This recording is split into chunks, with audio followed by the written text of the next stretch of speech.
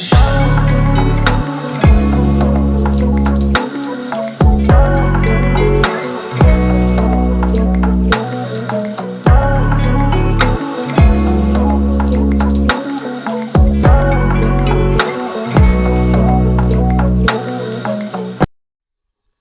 Students, my self doctor Priyanka.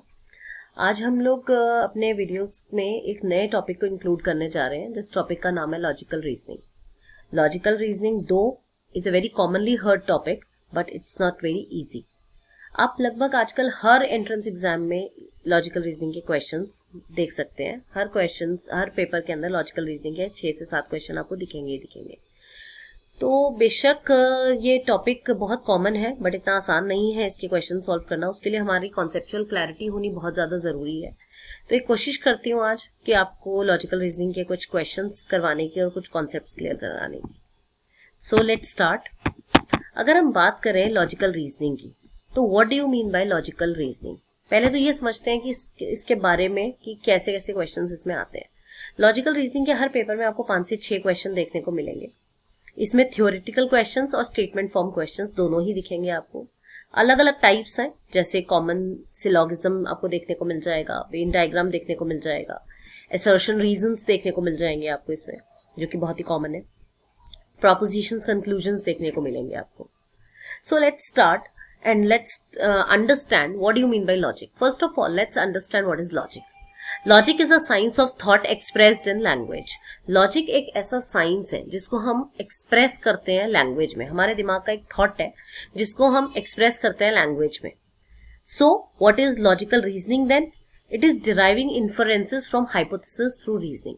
जब हम किसी भी टॉपिक को सॉल्व करने की कोशिश करते हैं अपनी रीजनिंग से, किसी भी हाइपोथेसिस के इन्फरेंसेस ड्रॉ करने की कोशिश करते हैं अपनी रीजनिंग से। अब रिसर्च से जो हटे हुए लोग हैं, उन लोगों को ये थोड़ी सी टर्मिनोलॉजी में प्रॉब्लम आएगी समझने में, उनके लिए मैं थोड़ा सा आसान कर देती हूँ। हियर हाइपोथेसिस का मतलब है एक एजम्पशन जो हमने एज्यूम किया है, और इन्फरेंस का मतलब होता है कंक्लूजन। अगर मैं इजी टर्म्स में बोलूँ तो रिसर्च वाले लोग बहुत अच्छे से इसको समझ पाएंगे, बट जो लोग अदर देन रिसर्च हैं उनके लिए मैं बता दूं कि hypothesis is an assumption and inferences is a conclusion. So जब भी हम कुछ एज्यूम करते हैं, उससे कुछ कंक्लूड करने की कोशिश करते हैं, तो हम उसमें एक थॉट प्रोसेस लगाते हैं, उसमें एक रीजनिंग लगाते हैं। उस रीजनिंग को लगाने के प्रोसेस को हम लॉजिकल रीजनिंग का नाम देते हैं। Okay, then what do you mean by logical deductions? Logical deductions क्या होते हैं? जब हम उन इन्फरेंसेस को ड्रॉ कर लेते हैं, जब हम उसमें से कुछ डिड्यूस कर लेते हैं, एक सेट ऑफ आर्ग्यूमेंट्स में से हम कुछ कंक्लूजन ड्रॉ कर लेते हैं, उसको कहा जाता है लॉजिकल डिडक्शंस। तो 3 चीजें हमने यहाँ समझी: logic, logical reasoning and logical deductions. Logic is science of expression, मतलब थॉट को एक्सप्रेस करने का तरीका। Logical reasoning is inferences draw करना, दैट इज कंक्लूजन ड्रॉ करना आपके हाइपोथेसिस में से अपनी रीजनिंग लगाकर। एंड लॉजिकल डिडक्शन इज आपके आर्ग्यूमेंट्स, जो सेट ऑफ आर्ग्यूमेंट्स गिवन है आपको, उसमें से कंक्लूजन ड्रॉ करना। Moving forward, what do you mean bye structure and arguments? ये भी इसी का पार्ट है लॉजिकल रीजनिंग का ही, कि स्ट्रक्चर एंड आर्ग्यूमेंट्स क्या होते हैं। Arguments includes premises and conclusion. यहाँ पर आर्ग्यूमेंट्स के 2 पार्ट्स हैं, premises and conclusion. Now what do you mean by premises and what are conclusions?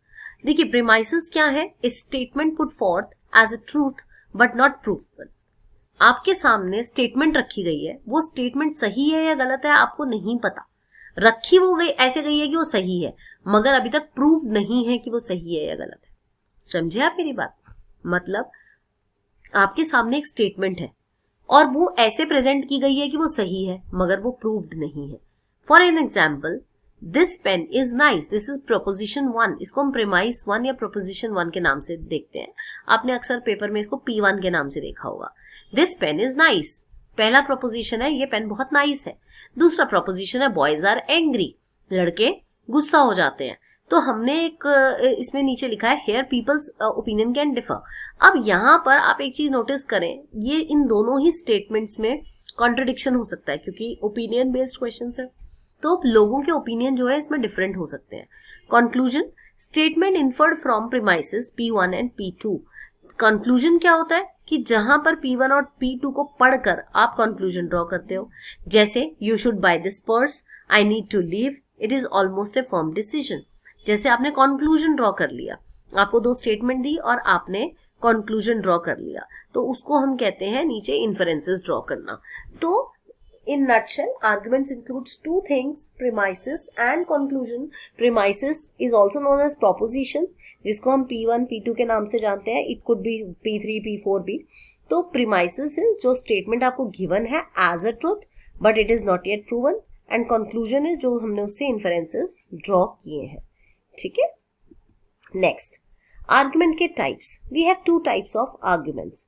Number 1, inductive argument, and number 2, deductive argument. Now, what do you mean by inductive argument? So, there are 2 types of arguments. Number 1 is inductive argument and number 2 is deductive argument. Let's talk about inductive argument.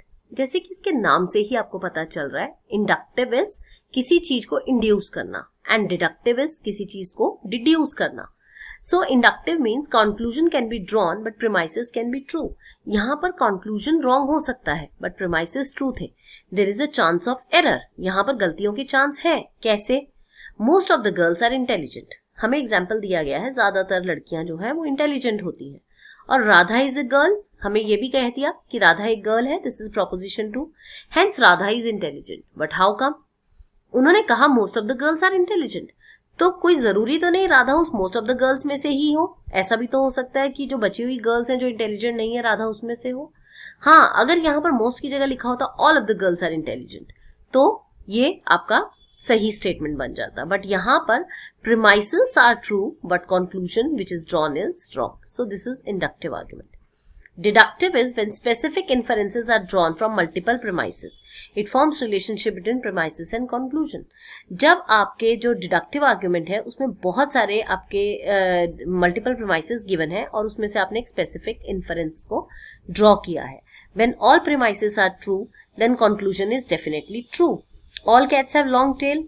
तो अगर सारी बिल्लियों की लंबी पूंछ है और मेरे पास भी एक बिल्ली है तो उसकी भी लंबी पूंछ होगी ना, तो ये डिडक्टिव है. तो इंडक्टिव में आपको 2 प्रीमाइसेस दिए होते हैं, उससे बहुत सारे आप आर्ग्यूमेंट्स को इंड्यूस कर सकते हैं, जिसमें से एक कंक्लूजन हमने भी दिया था ऊपर. It could be true, it could be false. But deductive में जो निकल के आएगा इन्फरेंस वो 100% करेक्ट ही होगा. तो this is the 2 type of argument, inductive and deductive. Now moving on.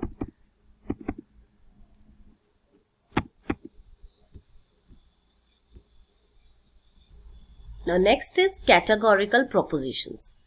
Very important part, categorical propositions. What do you mean by categorical propositions? इसको हम एक एग्जाम्पल से समझेंगे. बहुत इजी है अगर आप इसको समझ लें तो. All aeroplanes are buses. बहुत ही सिंपल से स्टेटमेंट है, ऐसी ऊटपटांग सी स्टेटमेंट आपने अक्सर पेपर में देखी होगी. All aeroplanes are buses. जितने भी प्लेन्स हैं वो सारी बसेस हैं. अब इसको हमने 4 हिस्सों में तोड़ दिया. All अलग, एरोप्लेन अलग, बसेस अलग, आर अलग. सबसे पहले ऑल, फिर एरोप्लेन, फिर आर एंड फिर बसेस. देखिए इनके नाम है. ऑल, ऑल को हम दर्जा देते हैं क्वांटिफायर का. क्वांटिफायर मीन्स जो मेजरमेंट बताता है. ऑल, सम, नो, फ्यू, लिटिल एटसेट्रा. ठीक है, तो इसको हम क्या बोलेंगे? Quantifier. Second is aeroplane. Aeroplane is here subject, जिसके बारे में बात हो रही है, क्योंकि एरोप्लेन के बारे में बात हो रही है तो सारे एरोप्लेन बसेस हैं, तो एरोप्लेन के बारे में बात हुई तो ये सब्जेक्ट बन गया. आर, आर एक ऐसा वर्ड है जो सब्जेक्ट और प्रेडिकेट के बीच में आपका रिलेशनशिप बना रहा है, तो ऐसे वर्ड्स को हम नाम देते हैं कॉप्यूला का. Relationship between subject and predicate जो वर्ड बताता है, that word is known as copula. And then is bases. Bases is predicate, क्योंकि ये इसके ऊपर आरोप लगाया गया है कि ये एरोप्लेन है, तो what is set for the subject. Subject का जिसका होने का आरोप लगा है उसको हम प्रेडिकेट बोलते हैं. तो ऑल एरोप्लेन्स आर बसेस में ऑल हो गया क्वांटिफायर, एरोप्लेन हो गया सब्जेक्ट, आर हो गया कॉप्यूला एंड बसेस हो गया प्रेडिकेट. इनमें से आपको इस तरीके का एक क्वेश्चन जरूर पूछा जाता है. आपको ऐसा स्टेटमेंट दे दिया जाएगा और कोई एक वर्ड उठा के पूछ लिया जाएगा कि आप बताइए इसमें से सब्जेक्ट कौन सा है, ऑब्जेक्ट कौन सा है, कॉप्यूला कौन सा है, क्वांटिफायर कौन सा है. So it's very easy if you get the concept.